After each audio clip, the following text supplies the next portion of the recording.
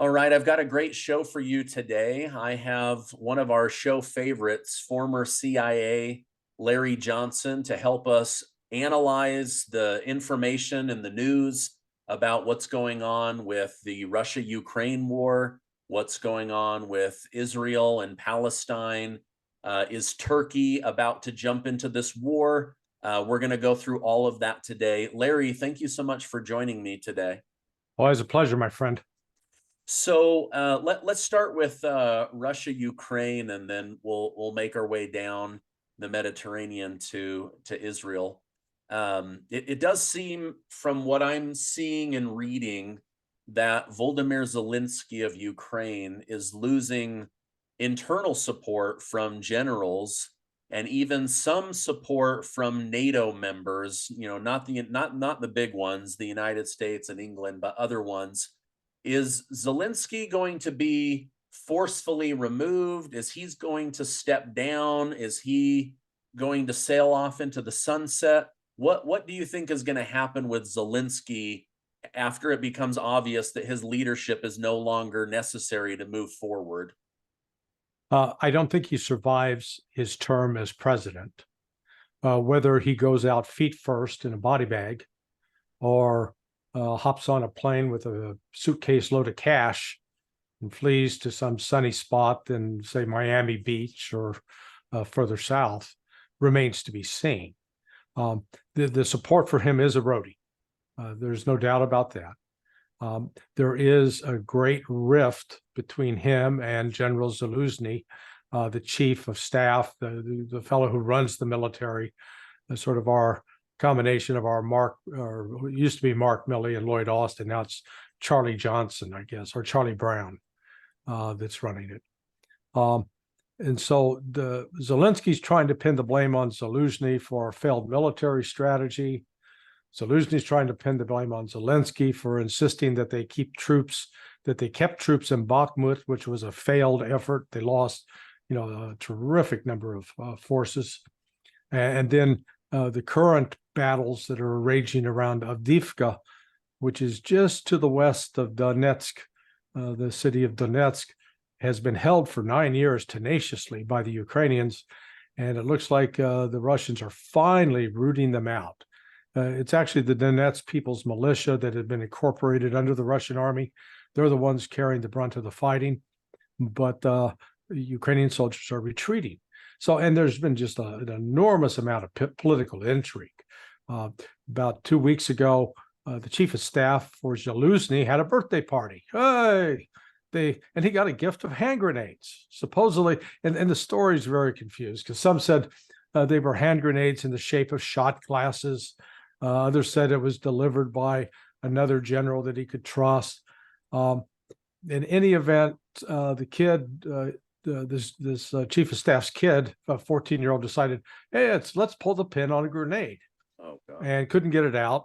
And so then Dad said, oh, let me show you how it's done. Pulled the grenade, went off, killed him, injured the kid. So some viewed that as a deliberate assassination attempt on the chief of staff. It could have been just actually stupidity. Within firearms, there are two reasons that people will get shot: ignorance and carelessness. Yeah. And usually it's carelessness. And could be an example of carelessness. Then that was followed up with yesterday news broke that the head of Ukrainian intelligence, a dark character by the name of Budanov, his wife was poisoned with arsenic and mercury. Now, apparently she's recovering. So it wasn't a very good poisoning effort. So now the speculation's swirling. Was this a staged event by Budanov to try to make it look like, say, Zaluzny tried to knock him off or hurt his family? Or was this actually an effort by somebody connected with Zaluzny to go after Budanov and his family members? Or was it Russia? Was Russia getting payback because of Budanov's past role in assassinations inside Russia? So, nobody knows. It's like that movie, The Usual Suspects. We're not going to find out until the end who actually done it. Yeah. Wasn't it the president or the leader of Afghanistan that once that fell, he he fled with like $100 million of Oh, yeah. US money. Is that right? Well, he didn't wait till it fell. Oh, he He- got out early. yeah, he saw, he was looking around going, this isn't looking so good. Hey, pack my bags. We're going on a trip. Okay. And he bugged out about 3-4 days before it failed. Okay. So he at least had the good sense to take lots of traveler's checks with him. Okay. So Zelensky could be planning something similar. I read, that he and his wife bought $75 million worth of yachts, and now it's come out that maybe that's a fake story. You Yeah. know, Hey, that he it's Christmas. You got to get your wife something nice, you know? yeah, $75 million yacht. So now back here at home, Senate Majority Leader Chuck Schumer said he'll do everything in his power to get more American taxpayer money to Ukraine. Is most of that money now just going towards us basically paying for every aspect of the Ukrainian government and keeping their economy open and flowing? Because you can give them all the American taxpayer money in the world, but if they run out of soldiers, it's basically useless. Right. Yeah, no, you're correct. Our money is going to keep that entire government afloat, pays pensions, pays salaries. This is ridiculous. It would be one thing if the United States was in a position where every one of our major cities was immaculate, where the kids who were graduating from high school could actually read and write, where there were not 100,000 deaths from drug overdoses every year, 100,000 or more. If America's house was in order, okay, we'd be in a position to go out and tell other people how to put their houses in order because we'd done it. But this is like taking advice on physical fitness from a fat guy that weighs 320 pounds, smokes 2 packs a day, and knocks off a bottle of scotch every night. Not exactly the vision of health. And that's what the United States has become. And so we are enabling the deaths of literally tens of thousands of Ukrainian men, a few thousand Russians in the process. Our country has become an influence of evil in the world. We can claim that we're doing it for all the right reasons or that we have good intents in our hearts. But what we're producing is death and destruction on a massive scale. And we need to come to grips with that. And it's not just overseas. Again, our borders are wide open, that we have no idea who's coming in. The cities, when you look at the crime rates in the various cities and the homeless situation, I mean, my God, the only way we could get San Francisco cleaned up was Xi Jinping, the Chinese leader, had to come for a visit because he insisted on it. It is just the disconnect in this country from reality is astonishing. Yeah, I mean, if you go over to Beijing or Shanghai, these cities are like brand new, top of the line, squeaky clean. Business and commerce is flowing, and yet you go to our major cities and all the stores are closed. The windows are boarded up. There's crime. I mean, I go on Twitter and I just see robbery after robbery after robbery. Yeah. Like the crime is just out of control in some of these big cities. And yet, like you say, here we are, we can barely take care of our senior citizens and veterans, and yet illegal immigrants are getting the posh life when they get into the country. We're literally paying the retirement pension funds for people in Ukraine, but we can't, keep up with inflation with our own Social Security Yeah. program. Yeah. I mean, it's obscene. And at some point, the American people are going to have to speak up and say, put a stop to this. We're not going to put up with this anymore. This endless war is what it has become. Yeah.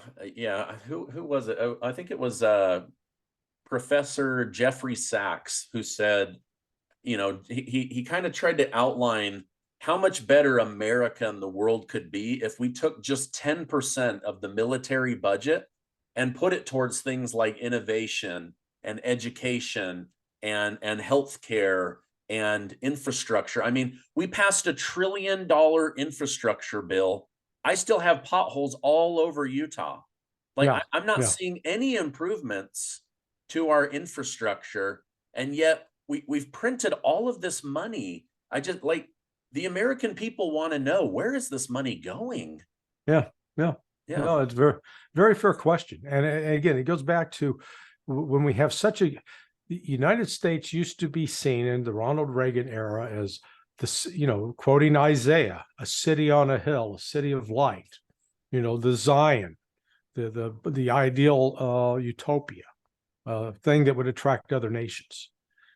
Oh, not now. Who wants to emulate what's transpiring in the United States with the rampant crime, with the inability to graduate kids who are actually educated from high school, with the breakup of families, the prevalence of single parent families that has just become sort of a common occurrence. It used to be a rare occurrence in this country. And it all points to a deterioration, a breakdown of America. And I argue that one of the primary reasons behind that breakdown is we have diverted our attention, spent trillions of dollars in meaningless adventures overseas that have produced nothing but death, chaos, and not added to our security. And we've failed to take care of ourselves at home. Take care of yourself first, then you're in a position to care for others. It's like when you're on the airplane and they tell you that those oxygen masks drop, put the mask on yourself first, so then you'll be in a position to help somebody else. Because if you're without oxygen and you're gasping for air, you're going to be no good. The same thing applies to nation states.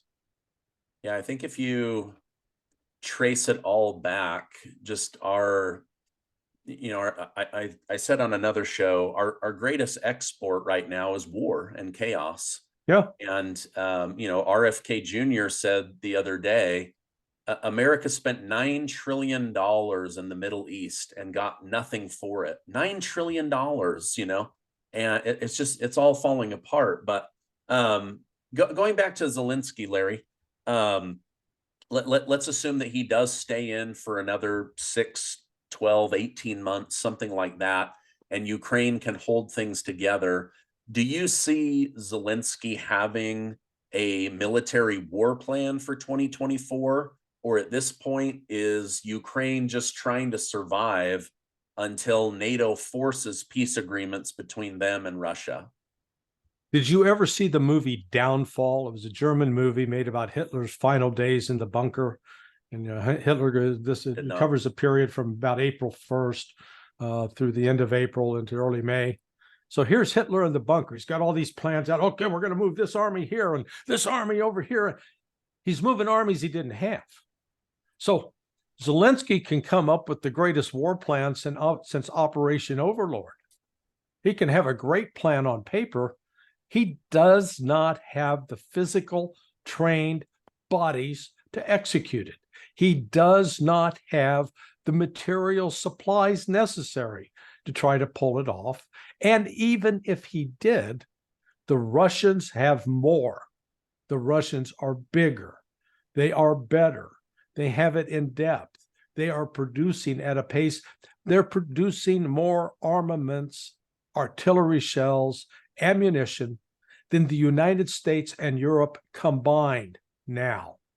And why are they doing that? Because we forced them into it.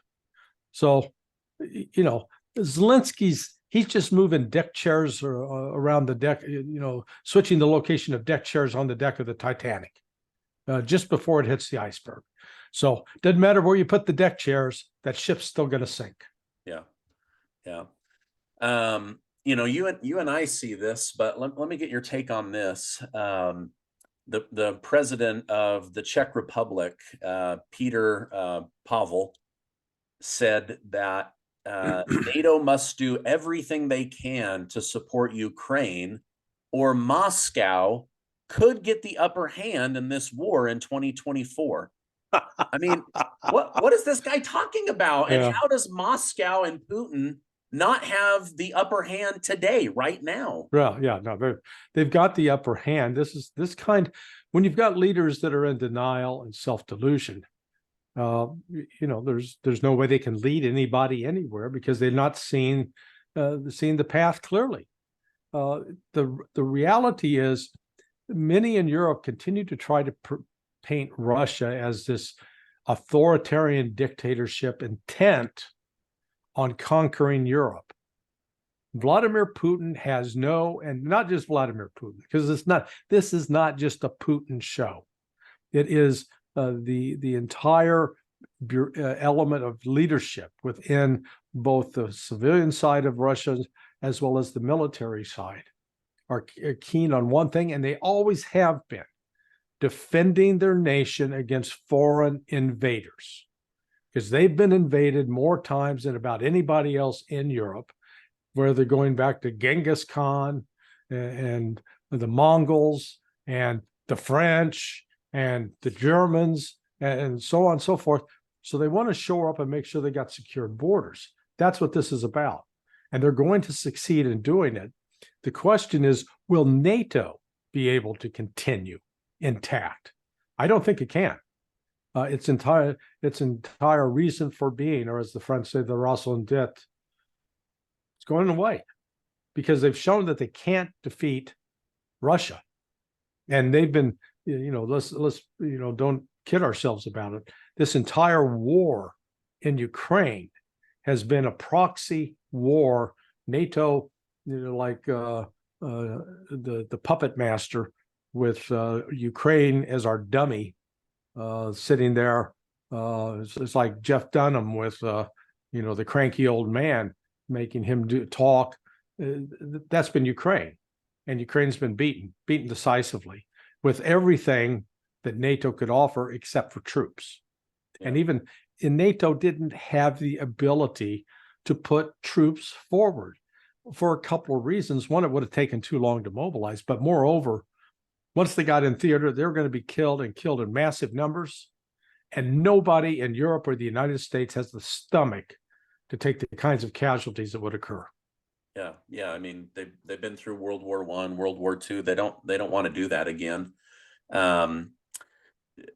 Although, I do look at Russia and think, wow, what would it be like to be a part of a country that protects its border and pretends that it actually has a nation and that it has a duty to protect its citizens? I'm not rooting for Putin in any way, but I see that compared to the attitude of the United States, and it's like, just let as many in as you can.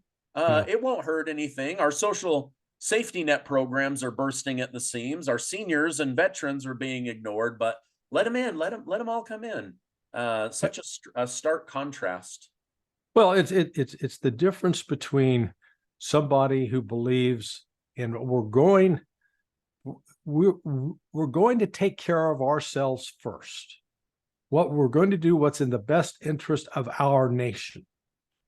We're not going to surrender ourselves to some sort of global vision of wokeness, of so-called diversity, equity, and inclusion, which is designed to promote deviant lifestyles of all sorts and diminish any kind of sense of national pride.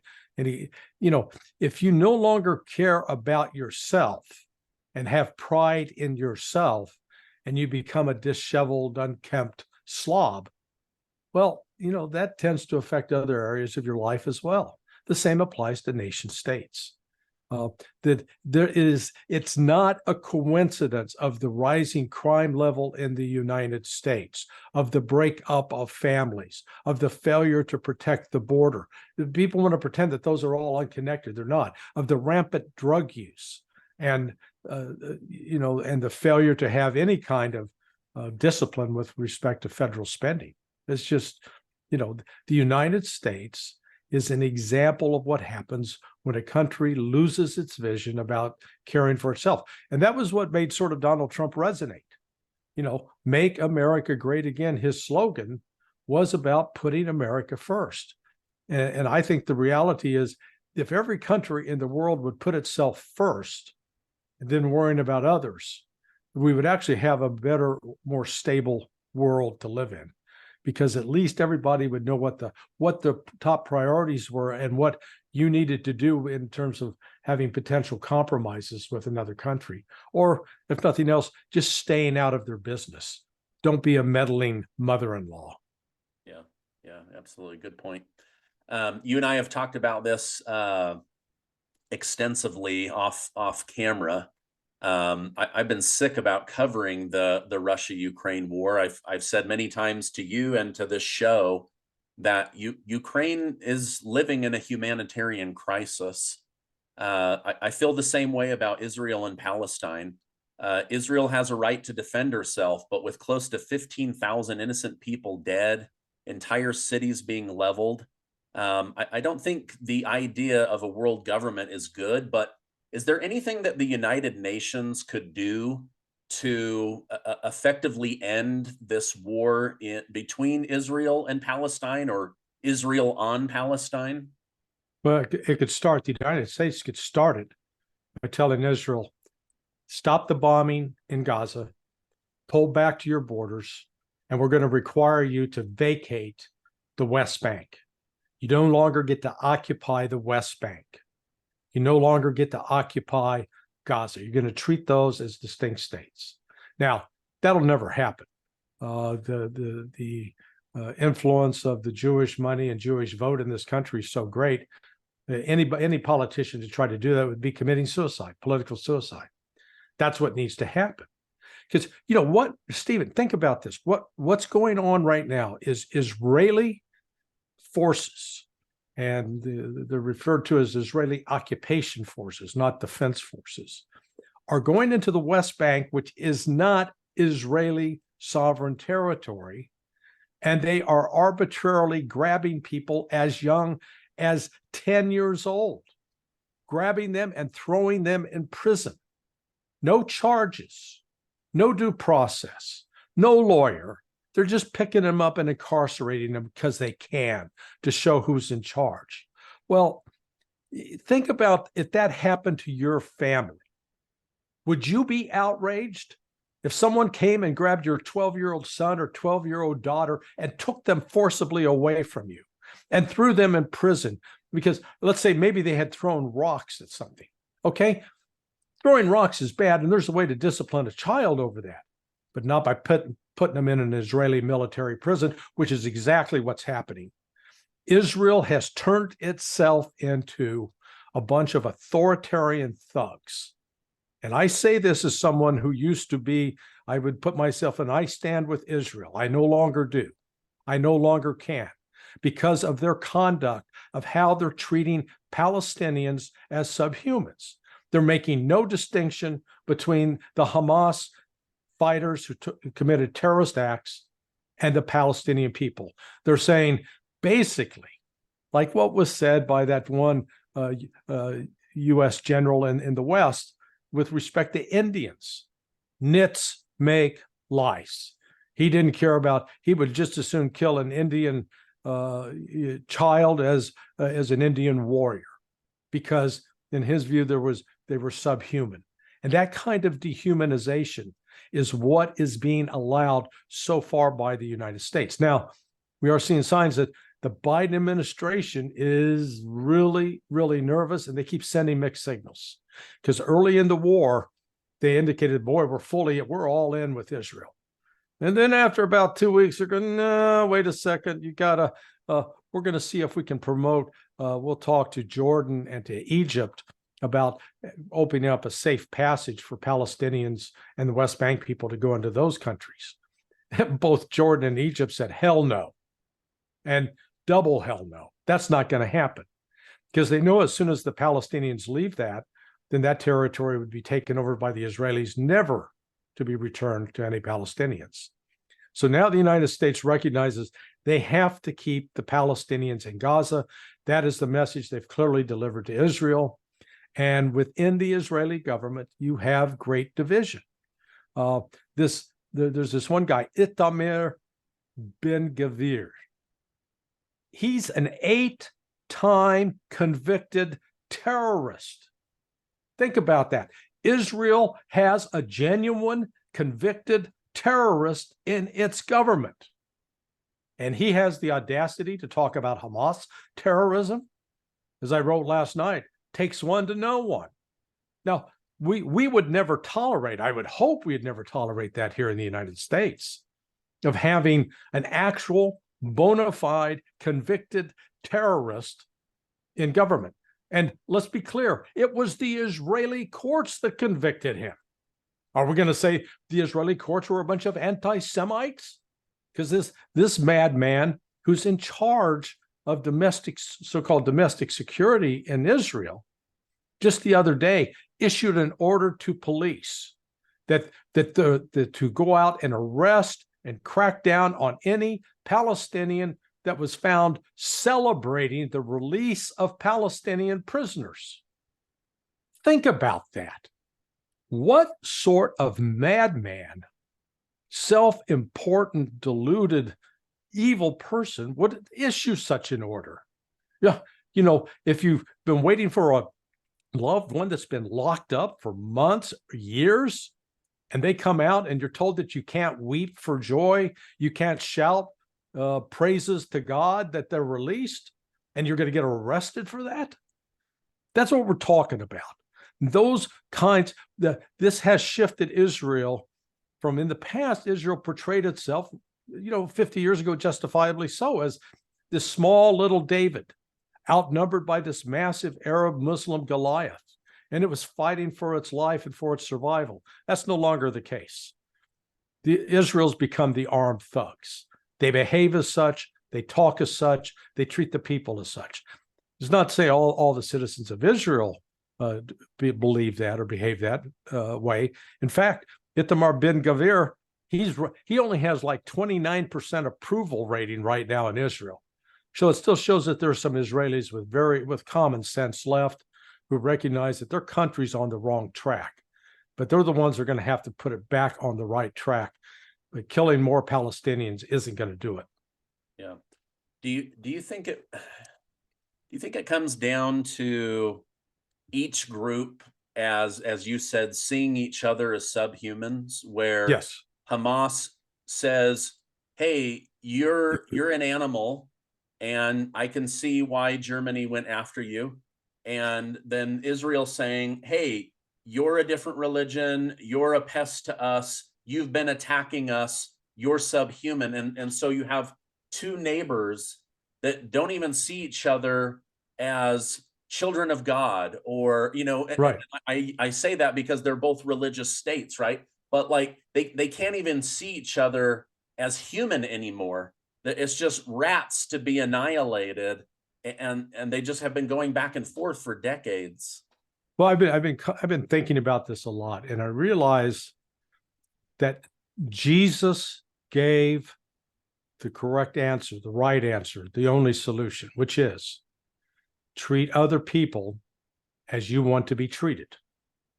If we made that the cornerstone of our foreign policy, I think we'd see not only a dramatic change in how we, the United States, conduct ourselves with other countries, but also it would be the standard, that would be our standard message to both the Israelis and the Palestinians. We want you to treat the Israelis the same way that you, the Palestinians, want to be treated. And to Israel, we want you to treat the Palestinians that way. Israel does not want its children to be picked up arbitrarily and carted off and imprisoned, nor do the Palestinians.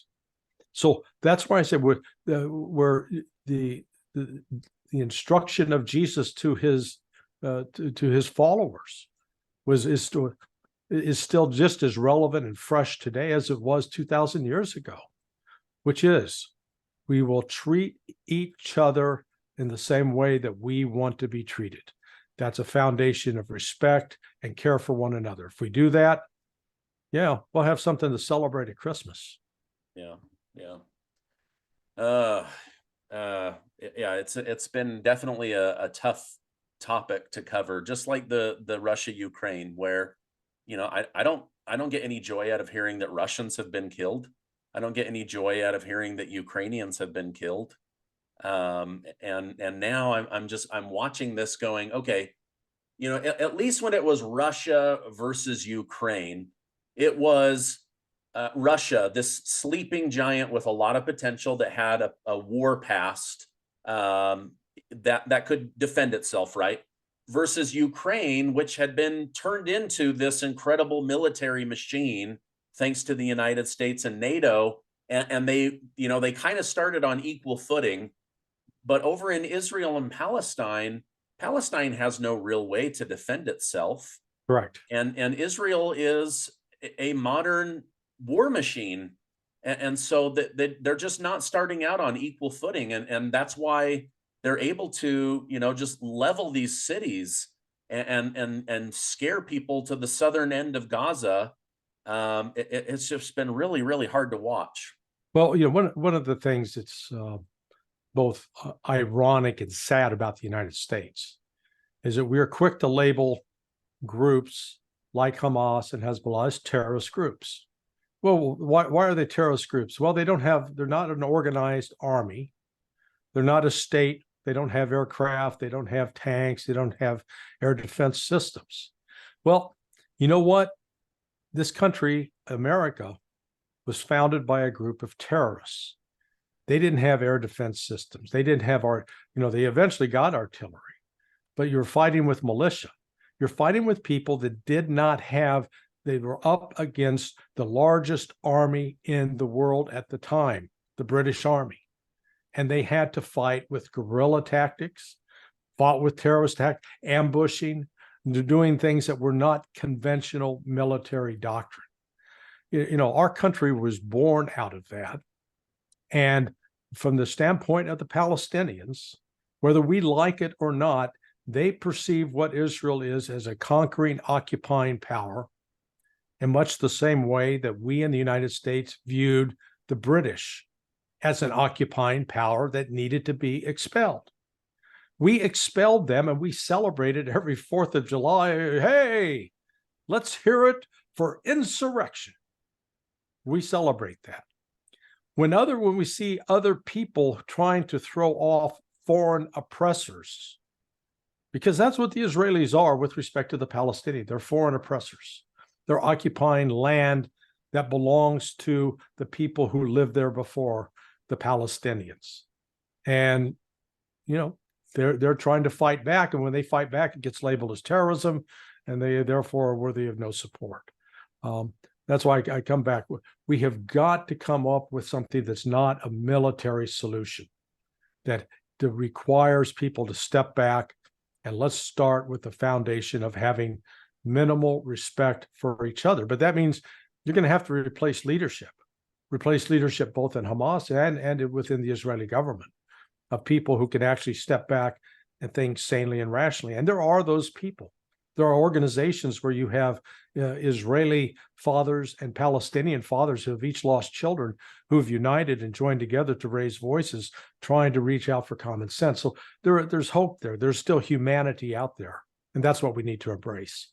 Yeah, and that's why I wondered, does the United Nations need to force their hand? But again, if the United States, being the big contributor to the United Nations that it is, if they're going to block and keep sending these mixed signals, my goodness, they're raising money for Israel, and then they're sending supplies in, 200 trucks of supplies every day into Palestine. It's very confusing. It's almost like, you hear people that are like, well, the Rockefellers and the big bankers, they just funded both sides of the war and became incredibly rich.